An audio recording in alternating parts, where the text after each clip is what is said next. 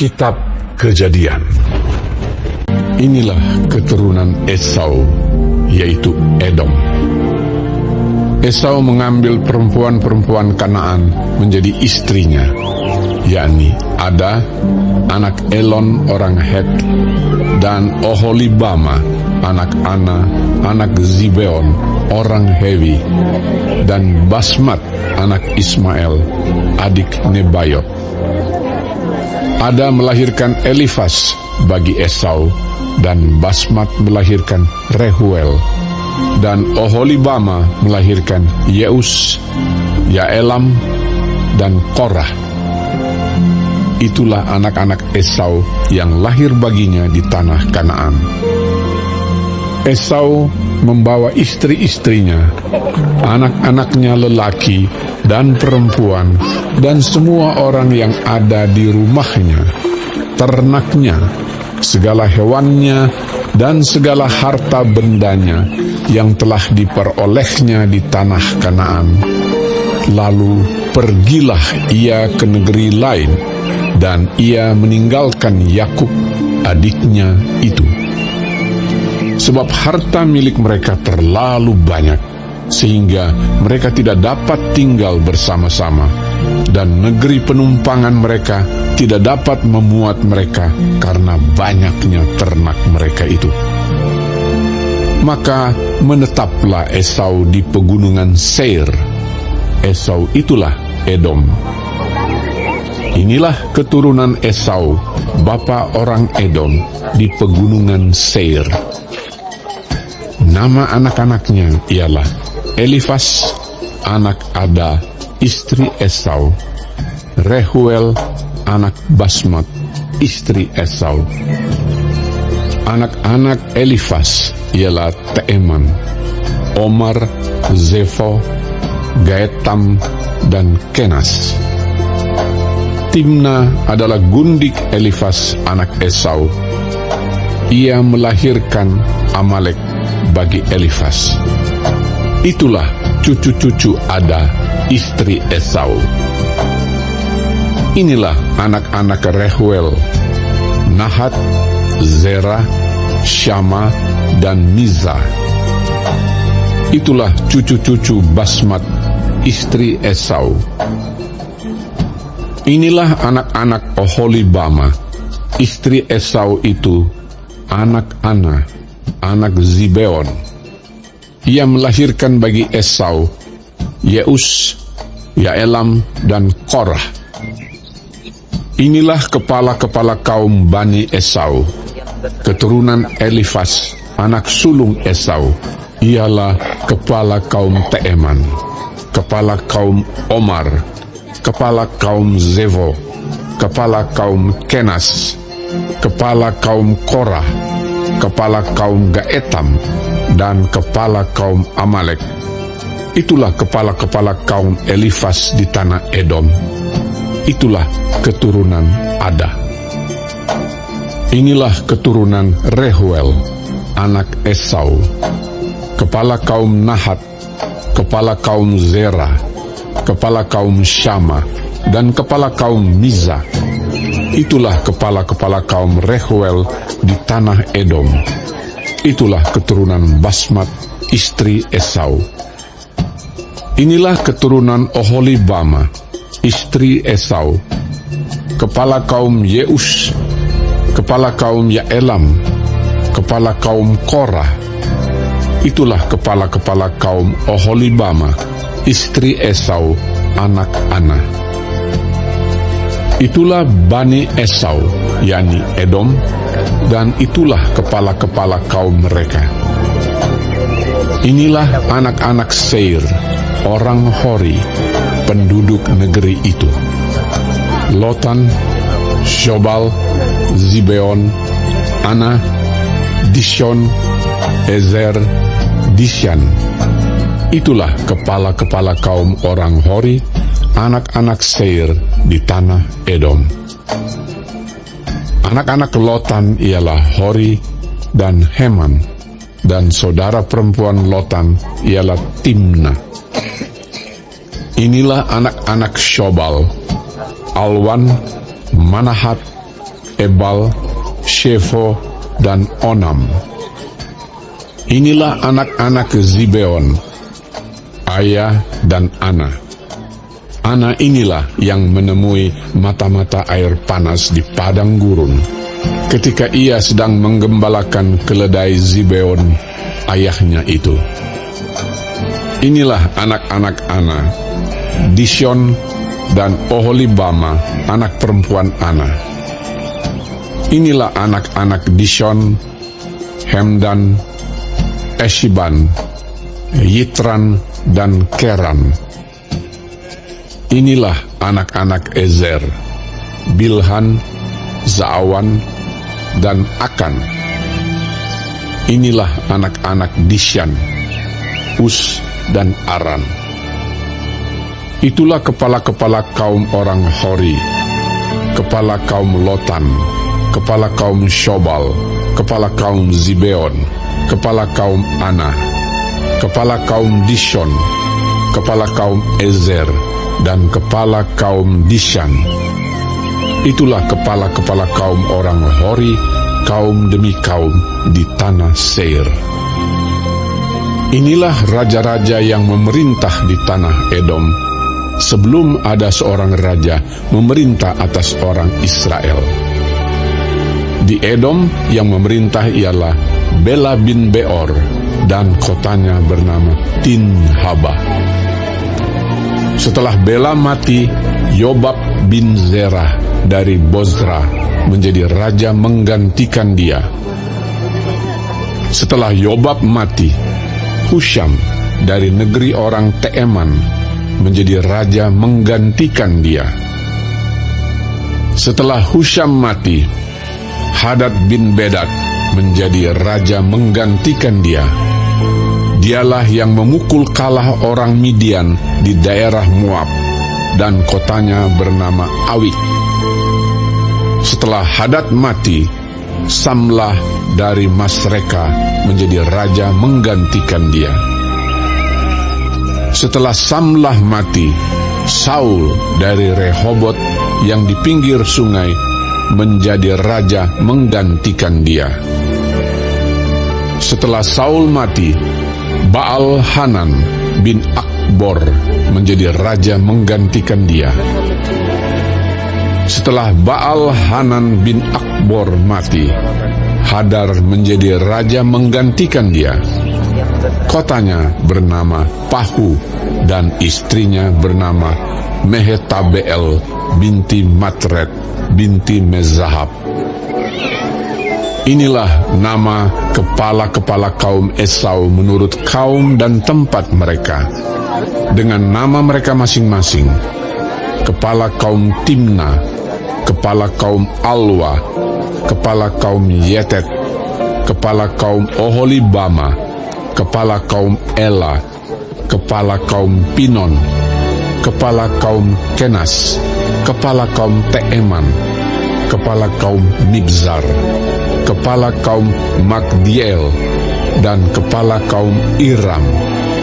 Itulah kepala-kepala kaum Edom menurut tempat kediaman mereka di tanah milik mereka.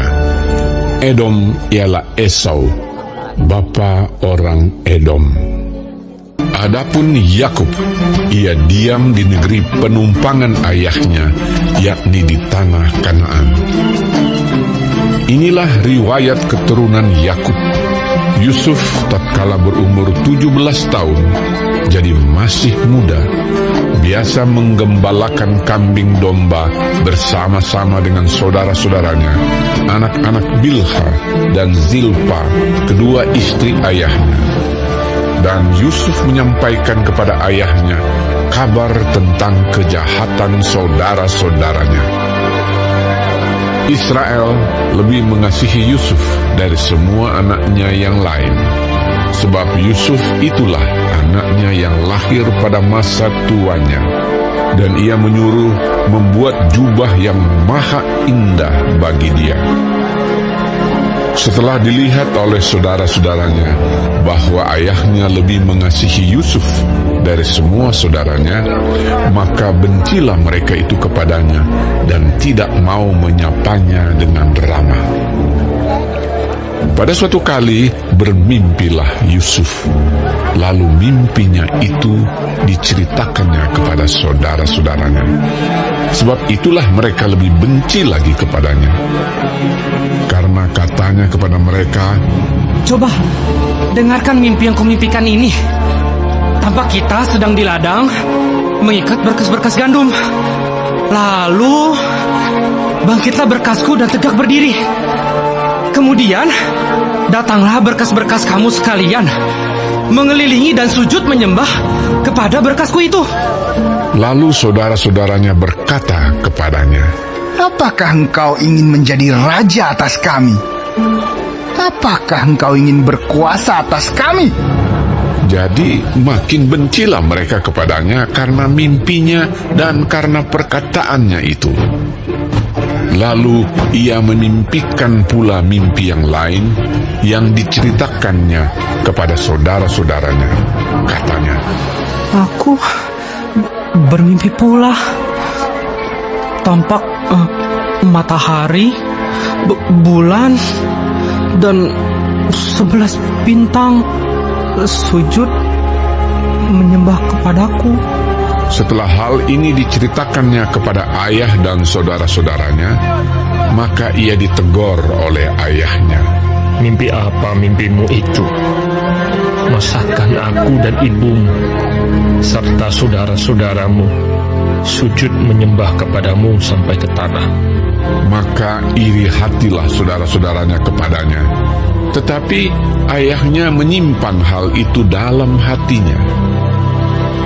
Pada suatu kali, pergilah saudara-saudaranya menggembalakan kambing domba ayahnya dekat Sikem. Lalu Israel berkata kepada Yusuf, "Bukankah saudara-saudaramu menggembalakan kambing domba dekat Sikem? Marilah engkau kusuruh kepada mereka." Sahut Yusuf, "Ya, Bapa." Kata Israel kepadanya, "Pergilah engkau melihat apakah baik keadaan saudara-saudaramu dan keadaan kambing domba, dan bawalah kabar tentang itu kepadaku." Lalu Yakub menyuruh dia dari lembah Hebron, dan Yusuf pun sampailah ke Sikem. Ketika Yusuf berjalan ke sana kemari di padang, bertemulah ia dengan seorang laki-laki yang bertanya kepadanya. "Apakah yang kau cari?" Sahutnya, "Aku mencari saudara-saudaraku. Tolonglah katakan kepadaku, di mana mereka menggembalakan kambing domba." Lalu kata orang itu, "Mereka telah berangkat dari sini. Sebab telah kudengar mereka berkata, 'Marilah kita pergi ke Dotan.'" maka Yusuf menyusul saudara-saudaranya itu dan didapatinya mereka di Dotan. Dari jauh ia telah kelihatan kepada mereka. Tetapi sebelum ia dekat pada mereka, mereka telah bermufakat mencari daya upaya untuk membunuhnya. Kata mereka seorang kepada yang lain, "Lihat, tukang mimpi kita itu datang. Sekarang, marilah kita bunuh dia dan kita lemparkan ke dalam salah satu sumur ini. Lalu kita katakan, seekor binatang buas telah menerkamnya. Dan kita akan lihat nanti bagaimana jadinya mimpinya itu." Ketika Ruben mendengar hal ini, ia ingin melepaskan Yusuf dari tangan mereka. Sebab itu katanya, "Janganlah kita bunuh dia. lagi kata Ruben kepada mereka, Janganlah tumpahkan darah. Lemparkanlah dia ke dalam sumur yang ada di padang gurun ini. Tetapi janganlah apa-apakan dia." maksudnya hendak melepaskan Yusuf dari tangan mereka dan membawanya kembali kepada ayahnya. Baru saja Yusuf sampai kepada saudara-saudaranya, mereka pun menanggalkan jubah Yusuf, jubah maha indah yang dipakainya itu. Dan mereka membawa dia dan melemparkan dia ke dalam sumur. Sumur itu kosong, tidak berair. Kemudian duduklah mereka untuk makan. Ketika mereka mengangkat muka, kelihatanlah kepada mereka suatu kafilah orang Ismail datang dari Gilead dengan untanya yang membawa damar, balsam, dan damar ladang dalam perjalanannya mengangkut barang-barang itu ke Mesir. Lalu kata Yehuda kepada saudara-saudaranya itu, Apakah untungnya kalau kita membunuh adik kita itu dan menyembunyikan darahnya? Marilah kita jual dia kepada orang Ismail ini. Tetapi janganlah kita apa-apakan dia, karena ia saudara kita, darah daging kita. dan saudara-saudaranya mendengarkan perkataannya itu. Ketika ada saudagar-saudagar Midian lewat, Yusuf diangkat ke atas dari dalam sumur itu, kemudian dijual kepada orang Ismail itu dengan harga 20 shikal perak.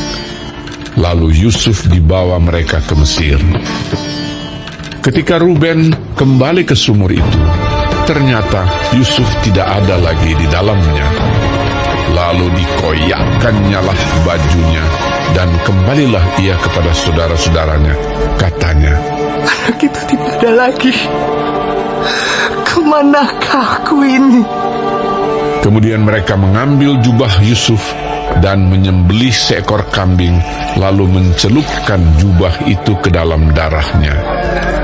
Jubah maha indah itu mereka suruh antarkan kepada ayah mereka dengan pesan, Ini kami dapati.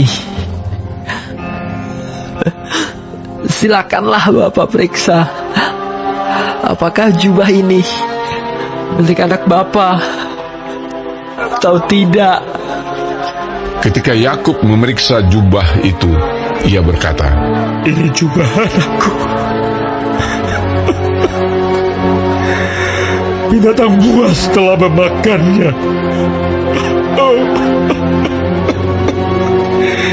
Tentulah Yusuf telah diterkam. dan Yakub mengoyakkan jubahnya, lalu mengenakan kain kabung pada pinggangnya, dan berkabunglah ia berhari-hari lamanya karena anaknya itu. Sekalian anaknya laki-laki dan perempuan berusaha menghiburkan dia, tetapi ia menolak dihiburkan, serta katanya, Tidak, aku akan berkabung sampai aku turun mendapatkan anakku ke dalam dunia orang mati. Demikianlah Yusuf ditangisi oleh ayahnya.